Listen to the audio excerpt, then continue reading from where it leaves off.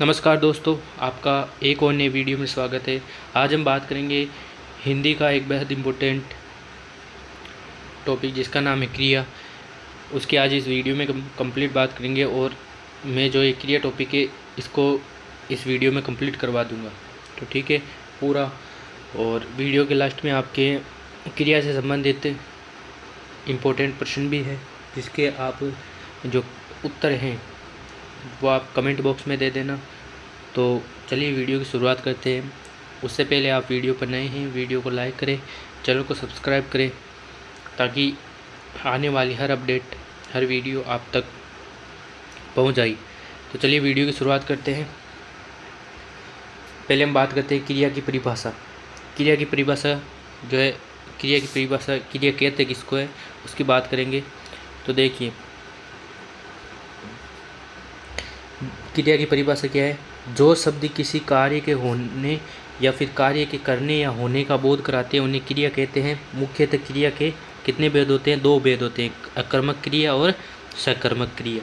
यानी जो शब्द, क्रिया की परिभाषा क्या है, जो शब्द किसी कार्य के करने या होने का बोध कराते हैं उन्हें हम क्या कहते हैं? क्रिया कहते हैं। और क्रिया के मुख्यतः दो भेद होते हैं, सकर्मक क्रिया और अकर्मक क्रिया।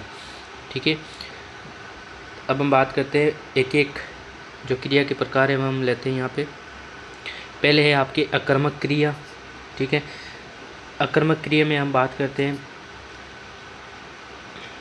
अकर्मक क्रिया। ठीक है, अकर्मक क्रिया में क्या है, जहाँ क्रिया का प्रभाव यानी क्रिया का जो प्रभाव है वह क्रम पर नहीं पड़ता है वहाँ अकर्मक क्रिया होती है। अर्थात जिस क्रिया को वाक्य में क्रम की आवश्यकता नहीं होती उसे अकर्मक क्रिया कहते हैं। जैसे मतलब इसका जो आपके सीधा सा अर्थ है अकर्मक क्रिया का, यानी इसका जो प्रभाव है कर्म पर नहीं पड़ता है। यानी इसमें क्या है, जो आपके अकर्मक क्रिया है इसमें क्रिया को कर्म की आवश्यकता नहीं होती है। यानी जो क्रिया है उसको किसकी आवश्यकता? क्रम की आवश्यकता, कार्य की आवश्यकता नहीं होती है। जैसे देखो आपके उदाहरण देखो, उदाहरण में पहला है राम हंसता है, छोटे बच्चे जोर से रोते हैं, मोहित देर तक सोता है। तो इसमें क्या, इसमें जो आपके क्रम का जो आपके क्रिया का प्रभाव है क्रम पर नहीं पड़ रहा है ना। क्रिया का प्रभाव है वो क्रम पर नहीं पड़ रहा है। कैसे? जो क्रिया है हंसता है, हंसना क्या है? क्रिया है। इसका प्रभाव किस पर नहीं पड़ रहा है? क्रम पर प्रभाव है नहीं पड़ रहा है। तो इसमें कौन सी क्रिया हो गई? अकर्मक क्रिया हो गई। देखो अकर्मक क्रियाएं प्रमुखतः कौन कौन सी होती है? तो अकर्मक क्रियाओं में बात करें, अकर्मक क्रिया प्रमुखतः प्रमुख क्रिया सोना, जागना, उठना, बैठना, घटना, बढ़ना, तैरना, आना जाना, जीना, मरना, गिरना, चलना, उड़ना, चमकना, लड़ना, लजाना, डराना, भगाना, मुड़ना, छींकना, पड़ना, ढलना, उतरना, जुड़ना, टूटना, उलझना, उबलना इत्यादि। ये क्या है? ये आपके प्रमुख अकर्मक क्रियाएं हैं। ठीक है, ये अकर्मक क्रियाएं होती है। सोना, जागना, है ना, उठना, बैठना, तैरना, आना जाना। ठीक है, ये आपकी क्या है? अकर्मक क्रिया है। अब हम बात करते हैं सकर्मक। सकर्मक मतलब जिसमें क्रम यानी सक्रम यानी क्रम के साथ, जिस क्रिया में क्रम का, जो आपकी क्रिया का प्रभाव क्रम पर पड़ता है वह तो क्या होती है? सकर्मक। जिस क्रिया में जो आपकी क्रिया का प्रभाव क्रम पर नहीं पड़ता है उसको क्या कहते हैं? अकर्मक कहते हैं। वहाँ सकर्मक क्रिया होती है, अर्थात जिस क्रिया को वाक्य में क्रम की आवश्यकता होती है वहाँ सकर्मक क्रिया होती है। ठीक है, उस अकर्मक क्रिया में क्रम की आवश्यकता जो है नहीं होती है। ठीक है, देखो इसमें उदाहरण है, राम ने पुस्तक खरीदी। इसमें क्या हो रहा है? क्रिया का प्रभाव क्रम पर पड़ रहा है। राम ने क्या खरीदी? पुस्तक खरीदी। अनुराग फुटबॉल खेलता है। अनुराग क्या खेलता है? फुटबॉल खेलता है। कविता क्रिकेट खेलती है। कविता क्या खेलती है? क्रिकेट खेलती है। आशा पतंग उड़ाती है। आशा क्या उड़ाती है? पतंग उड़ाती है। यानी जिसमें इसकी सीधी सी ट्रिक है सकर्मक क्रिया, जिसमें क्या का उत्तर मिले आपको सकर्मक क्रिया वहाँ पर हो जाएगी। ठीक है, जैसे देखो उदाहरण के लिए देखो यहाँ पे मैंने बताया कि श्याम ने पुस्तक खरीदी।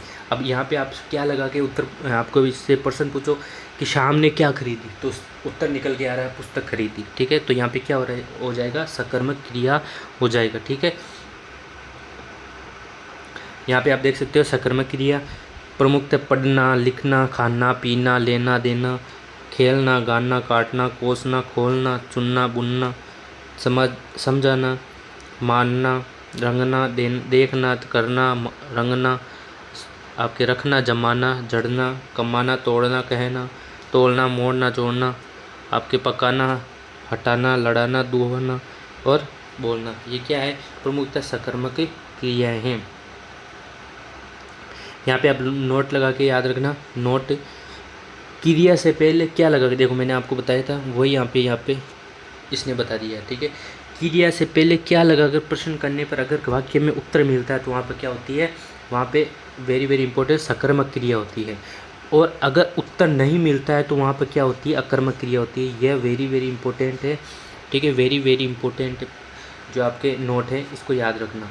फिर आपके द्विकर्मक क्रिया, ठीक है। द्विकर्मक क्रिया की बात करते हैं तो द्विकर्मक क्रियाओं में देखो, द्विकर्मक क्रिया यह सकर्मक क्रिया का ही उपभेद है। जो हमने जो सकर्मक क्रिया पढ़ी थी उसका ही क्या है? एक उपभेद है। जहाँ वाक्य में 2 क्रम होते हैं वहाँ द्विकर्मक क्रिया होती है। यानी क्रिया से पहले क्या लगाकर शब्द लगा प्रश्न करने पर सदैव प्रत्यक्ष क्रम यानी मुख्य क्रम की प्राप्ति होती है। और क्रिया से पहले किसे या किसको शब्द लगाकर प्रश्न करने पर अप्रत्यक्ष क्रम की प्राप्ति होती है। मुख्य क्रम प्राय निर्जीव होता है जबकि अप्रत्यक्ष क्रम सजीव होता है। अप्रत्यक्ष क्रम में संपादन कारक होता है। यानी आप ये ऐसे समझते हो जिसमें 2 क्रम प्रयुक्त हो। जैसे राम ने श्याम को किताब दिलाई, मैंने पुलिस को चोर पकड़ा दिया, राम ने सीता को साड़ी दिलाई, गीता ने मुझे चित्र दिखाया। तो इसमें क्या हो रहा है? इसमें देखो क्रिया से पहले क्या शब्द लगाकर प्रश्न करने पर सदैव प्रत्यक्ष क्रम। राम ने श्याम को क्या दिलाई? तो किताब दिलाई। तो इसमें सकर्मक क्रिया का उपभेद है। मैंने पुलिस को चोर पकड़ा दिया, मैंने पुलिस को क्या पकड़वा दिया? चोर पकड़वा दिया। राम ने सीता को साड़ी दिलाई, राम ने सीता को क्या दिलाई? साड़ी दिलाई। गीता ने मुझे गीता ने मुझे क्या दिखाया? चित्र दिखाया। और इसमें ऐसा ही राम ने किसको किताब दिलाई? तो श्याम को दिलाई। मैंने पुलिस को चोर पकड़ा दिया, मैंने किसको चोर पकड़वा दिया? पुलिस को। राम ने सीता को साड़ी, राम ने किसको साड़ी दिलाई? सीता को साड़ी दिलाई। गीता ने मुझे चित्र दिखाया, गीता ने मुझे क्या गीता ने किसको चित्र दिखाया? मुझे चित्र दिखाया। इस प्रकार आप द्विकर्मक क्रिया जिसमें 2 कर्म प्रयुक्त होते हैं वहाँ द्विकर्मक क्रिया होती है, ठीक है। फिर ये धातु क्या होती है? देखिए धातु की बात करते हैं। क्रिया के मूल रूप को धातु कहते हैं। धातु के 2 भेद होते हैं, मूल धातु और यौगिक धातु। यानी क्रिया के कितने भेद होते हैं? आपके धातु के कितने भेद होते हैं? 2 भेद होते हैं। एक तो मूल धातु, एक है यौगिक धातु, ठीक है। क्रिया के मूल रूप को धातु कहते हैं। और धातु के कितने प्रकार होते हैं? 2 प्रकार धातु के होते हैं। अब देखो वह 2 प्रकार, पहला है मूल धातु क्रिया के अंत में ना हटाकर मूल धातु बनाई जाती है। यह स्वतंत्र होती है। जैसे मैं उदाहरण लिखता हूँ यहाँ पे देखना। जैसे मैं लिखता हूँ चलना, ठीक है, चलना। अब इसमें क्या हो रहा है? इसमें देखो चल प्लस ना, ठीक है। जो ये है ना, अब इसको हम हटा देते हैं तो ये क्या बन गई? एक धातु बन गई। देखो यहाँ पे लिखा है चल, इसमें क्या लिखा है? क्रिया के अंत में ना हटाकर मूल धातु बनाई जाती है। देखो ये क्या है? क्रिया है, इसमें हमने ना हटा दिया तो ये क्या बन गई? ये बन गई आपके क्या? ये बन गई मूल धातु। क्या बन गई? मूल धातु बन गई। क्या बन गई? मूल धातु बन गई। तो मूल धातु इसको कहते हैं जो क्या होती है? स्वतंत्र होती है। अब हम बात करते हैं यौगिक धातु। यौगिक धातु किसे कहते हैं? यौगिक धातु धातु क्रिया यानी शब्द के अंत में प्रत्यय लगाकर 2 क्रियाओं के मेल से संज्ञा जोड़ना, विशेषण शब्दों के अंत में प्रत्यय लगाकर यौगिक धातु का निर्माण किया जाता है। मुख्यतः इसके कितने भेद होते हैं? 3 भेद होते हैं जो आपके यौगिक क्रिया के। जैसे पहला देखो, पहला कौन सा है? पहला प्रेरणार्थक क्रिया, फिर है यौगिक क्रिया, फिर है नाम धातु क्रिया। तो ये क्या हो गए? 3 इसके उपभेद हो गए आपके यौगिक क्रिया के, ठीक है। एक तो आपके प्रेरणार्थक क्रिया, एक यौगिक क्रिया और एक नाम धातु क्रिया। पहले हम बढ़ते हैं प्रेरणार्थक क्रिया। प्रेरणार्थक क्रिया किसे कहते हैं? जहाँ कर्ता स्वयं कार्य न कर क्या हो रहा है? प्रेरणार्थक क्रिया किसे कहते हैं? प्रेरणार्थक क्रिया कहते हैं जहाँ कर्ता स्वयं कार्य न कर किसी अन्य को कार्य करने की प्रेरणा देता है। वहाँ प्रेरणात्मक क्रिया होती है। यह अकर्मक और सकर्मक दोनों ही होती है।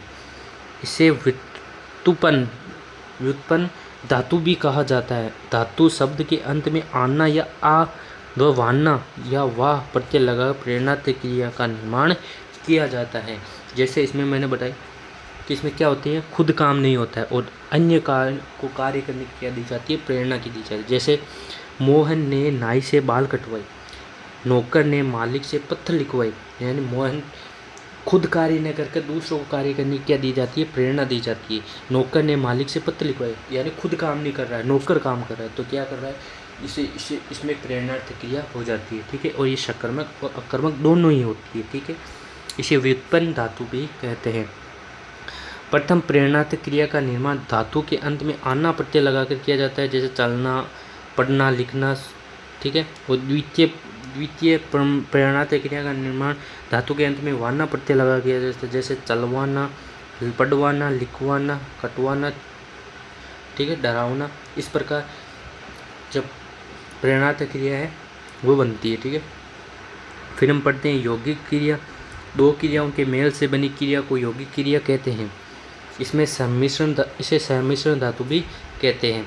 जैसे उठ जाना, सो जाना, उठना बैठना, आना जाना, ये क्या है, यौगिक क्रिया। रोना धोना, खाना पीना, पढ़ना लिखना, उठना बैठना। ठीक है, इस प्रकार ये क्या है, ये यौगिक क्रिया, यानी दो क्रियाओं के मेल से बनी है, यानी दो क्रियाएं, उठना बैठना, आना जाना। ठीक है, इस प्रकार दो क्रियाओं के योग से बनी यौगिक क्रिया, जिसे मिश्रण धातु भी कहते हैं। जैसे हम अच्छे लोगों के साथ उठना बैठना चाहिए, हमें क्या अच्छे लोगों के साथ उठना बैठना चाहिए, तो यहाँ पे क्या यौगिक क्रिया। अभी तो खाना पीना चल रहा है, तो इसमें यहाँ पे क्या यौगिक क्रिया। राम सुबह जल्दी उठ जाना, ये क्या है, यौगिक क्रिया। गणेश पढ़ता लिखता नहीं, तो ये क्या है, ठीक है, यहाँ ठीक है, गणेश पढ़ता लिखता है, तो यहाँ पे क्या है, ये जो दो क्रिया इसमें प्रयुक्त हुई है, तो यहाँ पे क्या हो गए, आपके कौन सी यौगिक क्रिया हो गई। ठीक है, नाम धातु क्रिया। नाम धातु में क्या है, नाम धातु संज्ञा सर्वनाम विशेषण शब्दों के अंत में आना या इयाना प्रत्यय लगा नाम धातु निर्माण किया जाता है क्रिया का। नाम धातु यानी संज्ञा सर्वनाम विशेषण में जो आपके आना और इयाना, जैसे फिल्माना, ये क्या है, नाम धातु क्रिया। यह इंपॉर्टेंट है, वेरी वेरी इंपॉर्टेंट, ये परीक्षाओं में पूछी जाती है। जैसे देखो फिल्म, तो फिल्माना, देखो यहाँ पे आना लगा है। फिर शर्म, तो शर्माना, यहाँ पे भी आना प्रत्यय लगा है। अपनाना, आना प्रत्यय। गरमाना, यहाँ पे आना प्रत्यय लगा है। लात, लतियाना, ईयाना प्रत्यय यहाँ पे लगा है। हाथ, हथियाना, तो यहाँ पे भी ईयाना प्रत्यय लगा है। बात, बतियाना, यहाँ पे क्या है, ईयाना प्रत्यय लगा है।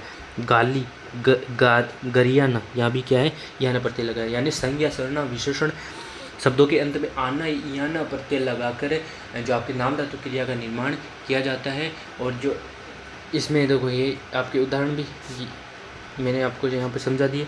अब हम आगे चलते हैं। देखो ये रही नाम धातु क्रिया। नाम धातु क्रियाओं में देखो, राम ने शाम की ज़मीन हथिया ली, तो हथिया। या राधा सीता से बतिया रही, राधा से सीता से बतिया रही है, तो यहाँ पे क्या हो रही है, नाम धातु क्रिया हो रही है। संयुक्त क्रिया, जहाँ एक की मुख्य क्रिया के साथ अन्य सहायक क्रिया का प्रयोग होता है, वहाँ संयुक्त क्रिया होती है। संयुक्त क्रिया की परिभाषा क्या है, जहाँ एक मुख्य क्रिया के साथ अन्य सहायक क्रिया का भी प्रयोग होता है, वहाँ संयुक्त क्रिया होती है। जैसे दीपक पुस्तक पढ़ चुका होगा, पूनम पानी पी लेगी, मोहन सामान ले जाएगा, तो क्या ले जाएगा, सामान ले जाएगा। यानी इसमें क्या हो रहा है, एक मुख्य क्रिया के साथ अन्य सहायक क्रिया का प्रयोग हो रहा है। दीपक पुस्तक पढ़ चुका होगा, पूनम पानी पी लेगी, पानी पी, सामान ले जाएगा, ले और जाएगा, पी और पानी पी लेगी, चुका होगा। ठीक है, तो इसमें क्या है, दो क्रियाएं साथ प्रयुक्त हो रही है। पूर्वकालिक क्रिया, जिसमें आपकी बात करते हैं पूर्वकालिक क्रिया, जहाँ वाक्य में एक क्रिया समाप्त करके दूसरी क्रिया शुरू होने के बारे में बताया जाए, वहाँ पूर्वकालिक क्रिया होती है। ठीक है, यानी एक कार्य समाप्त हो जाए और दूसरा कार्य शुरू हो जाए, वहाँ पूर्वकालिक क्रिया। जैसे मोहन खाना खाकर पढ़ रहा है, मोहन ने खाना खाया और फिर पढ़ रहा है, यानी एक काम ख़त्म किया उसने और दूसरा काम शुरू किया। यहाँ पे पूर्व कार्य, राजेश नहाकर विद्यालय चला गया। राजेश नहाया और बाद में क्या चला गया, विद्यालय चला गया। तो यहाँ पे एक कार्य तो ख़त्म हुआ, दूसरा कार्य क्या हुआ, शुरू हुआ। तो यहाँ पे ऐसा हो जाएगा, ठीक है, पूर्वकालिक क्रिया। फिर है सहायक क्रिया, मूल क्रिया के साथ रहा, रही, रहे शब्द लगाकर सहायक क्रिया का निर्माण किया जाता है। जैसे देखो सहायक क्रिया क्या है, जैसे मूल क्रिया उसके साथ रहा, रही, रहे शब्द लगाकर सहायक क्रिया का निर्माण किया जाता है। जैसे मोहन पढ़ रहा है, स्थिति बोधक क्रिया, यानी स्थिति क्या है उसकी, यानी जो आपके अशोक अध्यापक है तो ये क्या है, उसकी स्थिति है, अशोक क्या है, अध्यापक है। आगे चलते हैं, आगे है आपके, अब हम बात करते हैं प्रश्न उत्तर की, ठीक है। प्रश्न उत्तर की बात करते हैं, आप कमेंट बॉक्स में बताना कि आपके कितने प्रश्न सही होते हैं और कितने प्रश्न गलत होते हैं, ठीक है। तो बात करते हैं महत्वपूर्ण प्रश्नों की क्रिया से संबंधित। पहला प्रश्न है आपके सामने, पहला प्रश्न है कि निम्नलिखित में प्रश्नों में से अकर्मक क्रिया बताइए। तो मैंने आपको बताया था कि जिसमें क्रम प्रयुक्त नहीं होता है, यानी क्रम जो है इसमें क्रम की आवश्यकता नहीं होती है। तो मोहन खाता है, ठीक है, मछलियाँ तैर रही है, सोहन पढ़ता है, ये सभी। तो मैंने बताया सकर्मक क्रिया अकर्मक क्रिया की पहचानने की ट्रिक क्या होती है कि अगर आप वाक्य में क्या या किसको शब्द लगाकर प्रश्न पूछते हैं, उसका प्रश्न का उत्तर निकल जाता है, तो वहाँ पे सकर्मक क्रिया होती है। तो देखो मोहन खाता है, मोहन क्या खाता है, मोहन खाता है, मोहन क्या है, तो इसमें नहीं निकल, ठीक है। मछलियाँ तैर रही है, मछलियाँ क्या कर रही है, तो तैर रही है। सोहन पढ़ता है और ये सभी, तो ये क्या पे यहाँ पे हो जाएगा, बी ऑप्शन इसमें राइट हो जाएगा। फिर यहाँ पे क्या है, तितलियाँ बाग में उड़ती हैं, सॉरी यहाँ पे कुछ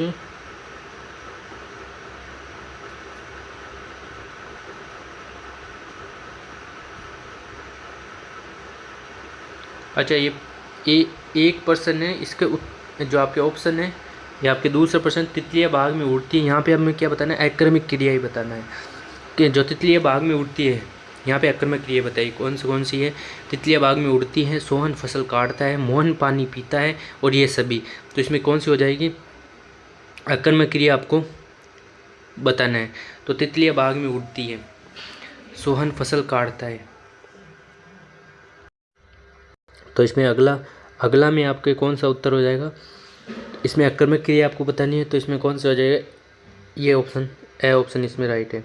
तीसरा है सोहन देखता है, राधा उठ गई, वह ही सदा दूत है,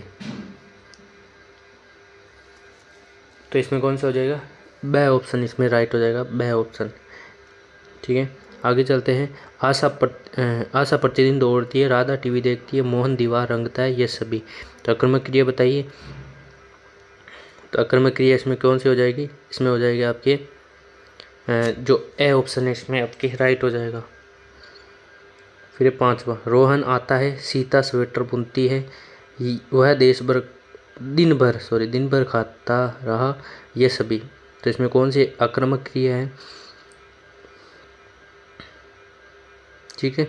तो इसमें आक्रामक क्रिया कौन सी हो जाएगी, आपके ए ऑप्शन इसमें आक्रामक क्रिया में आ जाएगा, ठीक है। अप्रत्यक्ष क्रम कौन से कारक में होता है, तो हमें पढ़ा था अभी अप्रत्यक्ष क्रम, ठीक है, अप्रत्यक्ष क्रम भी अभी पढ़ा था अभी। तो अप्रत्यक्ष क्रम को किस में होता है, तो ये संप्रदान में होता है, किस में होता है, संप्रदान में होता है अप्रत्यक्ष क्रम, ठीक है। आगे चलते, आगे है प्रत्यक्ष क्रम किस में होता है, तो प्रत्यक्ष क्रम आपके किस में होता है, प्रत्यक्ष क्रम निर्जीव में होता है, अप्रत्यक्ष क्रम किस में होता है, सजीव में होता है, ठीक है। इसमें ये ऑप्शन, इसमें ये ऑप्शन सही है। आगे बात करते हैं,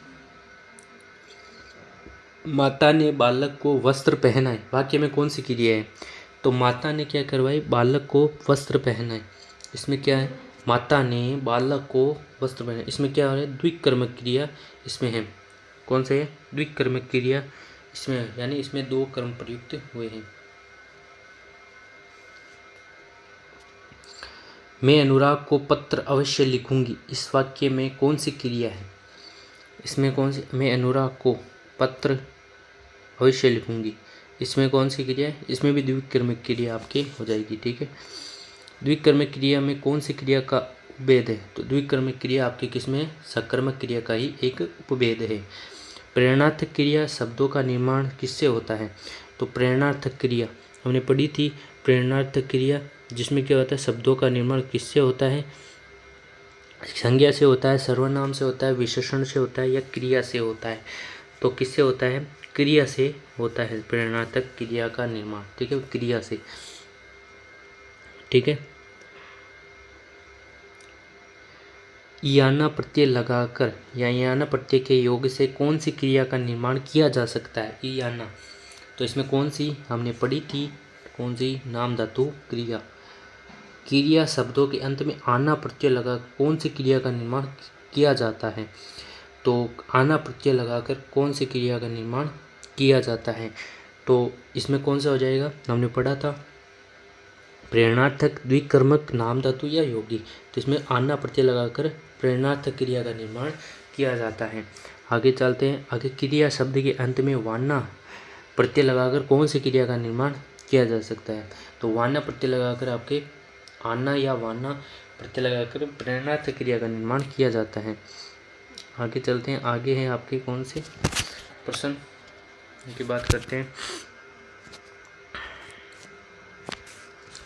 यौगिक क्रिया और किस नाम से जाने जाते हैं? यौगिक क्रिया को हमने पढ़ा था सम्मिश्रण धातु भी कहते हैं। फिर आपके निम्नलिखित शब्दों में नाम धातु क्रिया में परिवर्तित करो या नाम धातु क्रिया में इनको बदलना है।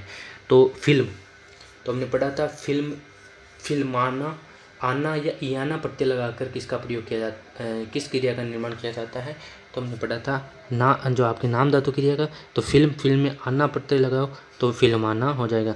फिल्मियाना नहीं होता, फिल्माना होता है। ठीक है, आगे चलते। हाथ, हाथ में इयाना प्रत्यय लगाओ तो हताना, हथियाना, हतलाना या हड़पना। तो किस में हो जाएगा? हथियाना, बी ऑप्शन इसमें राइट। लात, लतानिया, ललित, लताड़ना या लतियाना। तो इसमें कौन सा हो जाएगा? लतियाना, यानी इसमें इयाना प्रत्यय लगा है। मैंने आपको बताया था कि इयाना प्रत्यय जो है इयाना, इयाना प्लस आना, ये प्रत्यय लगाकर किस धातु का निर्माण किया जाता है? तो हमने पढ़ा था नाम धातु, नाम धातु जो आपकी क्रिया का निर्माण किया जाता है। ठीक है, फिर आपके बाद आगे गाली, तो गाली में गरियाना, गलियाना, गुड़कना और गरियाना। तो इसमें कौन सा हो जाएगा? गरियाना, ऑप्शन सी इसमें राइट है। गरम, गरम का क्या होगा? गरमाना, गरमैयाना, गरमता, गर्मी। तो इसमें कौन सा हो जाएगा? ए ऑप्शन इसमें राइट है। फिर आपके बात, बात का क्या हो गया? बताना, बतलाना, बतियाना, ये सभी। तो इसमें क्या हो जाएगा? बतियाना, ऑप्शन नंबर सी इसमें राइट है। फिर लालच, लालच का क्या होगा? लालची, लचलान, ललचाना, ललक, लकन या ललचिया या लालचिया। तो कौन सा हो जाएगा? बी ऑप्शन इसमें राइट हो जाएगा। क्यों? ललचाना, इसमें आना प्रत्यय लगा है। अपना, अपना, अपनाना, अपनापन, आपनी या ये सभी। तो इसमें भी आपके ए ऑप्शन इसमें राइट हो जाएगा। अपनाना इसमें एकदम करेक्ट ऑप्शन है आपकी। ठीक है,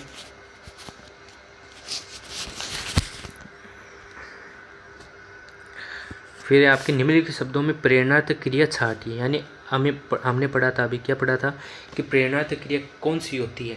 तो हमने पढ़ा था कि एक जो कर्ता स्वयं कार्य इसमें नहीं करता है, दूसरों कार्य करने क्या देता है? प्रेरणा देता है, उसे प्रेरणार्थ क्रिया कहते हैं। और इसमें आपके आना और वाना प्रत्यय लगाकर इसका प्रयोग किया जाता है। शर्माना, ठाना, लज्जाना, करमाना। तो ये देखो ऑप्शन नंबर बी, क्योंकि उठाना, ठीक है, उठाना क्या है? एक प्रेरणार्थ क्रिया। दोहराना, लगड़ाना, गरमाना, दिलाना। तो क्या हो रहा है इसमें? दिलाना, ऑप्शन नंबर डी प्रेरणार्थ क्रिया है। माँ बालक को दूध देती है, वाक्य में कौन सी क्रिया है? माँ बालक को क्या देती है? दूध देती है। तो इसमें क्या हो रहा है? दो कर्म प्रयुक्त हो रहे हैं।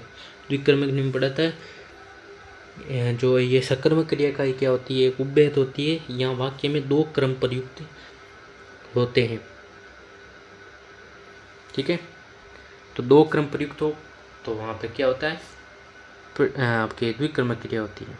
अध्यापक ने छात्रों से पौधे लगवाए, तो इसमें क्या हो रही है, खुद कार्य नहीं कर रहे हैं, छात्रों से क्या लगवा रहे हैं, पौधे कर रहे हैं, लगवा रहे हैं। तो इसमें ऑप्शन नंबर हो जाएगा डी ऑप्शन राइट है इसमें, ठीक है, डी ऑप्शन इसमें राइट।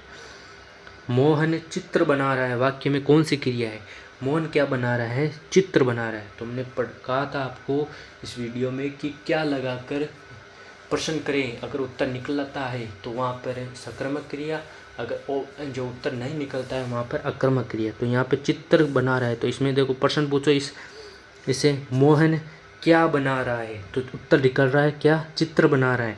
तो ऑप्शन नंबर जो बी ऑप्शन है इसमें राइट है। क्यों, क्योंकि इसमें सक्रमक क्रिया है। वह रात से जाग रहा है, वाक्य में कौन सी क्रिया है, वह रात से जाग रहा है। इसमें अक्रमक, सक्रमक, द्विकर्मक, प्रेरणार्थक। तो देखो प्रेरणार्थक तो होगी नहीं इसमें, सक्रमक वह रात से क्या जाग रहा है, वह रात से क्या जाग रहा है, नहीं हो रहा है। फिर आपके द्विकर्मक वह रात से, वह रात भर से जाग रहा है, इसमें भी आपके द्विकर्म दो कर्म प्रयुक्त नहीं हुए। अब ऑप्शन बचा ए की, कौन सा, अक्रमक। तो इसमें ए ऑप्शन इसमें राइट हो जाएगा, ठीक है। वह रात जो भर से जाग रहा है, तो यहाँ पे आपको क्या उत्तर नहीं निकल रहा है, तो यहाँ पे कौन सा ऑप्शन हो जाएगा, ऑप्शन नंबर इसमें ए ऑप्शन इसमें राइट हो जाएगा, अकर्मक क्रिया इसमें होगी। तो ठीक है, आशा करते हैं आपको ये वीडियो अच्छा लगा होगा और जो क्रिया का टॉपिक है हिंदी का वह आपको समझ में आया होगा। अगर वीडियो अच्छी लगी तो वीडियो को लाइक करना, चैनल को सब्सक्राइब करना। मिलता है किसी नई वीडियो के साथ, तब तक जय हिंद जय भारत।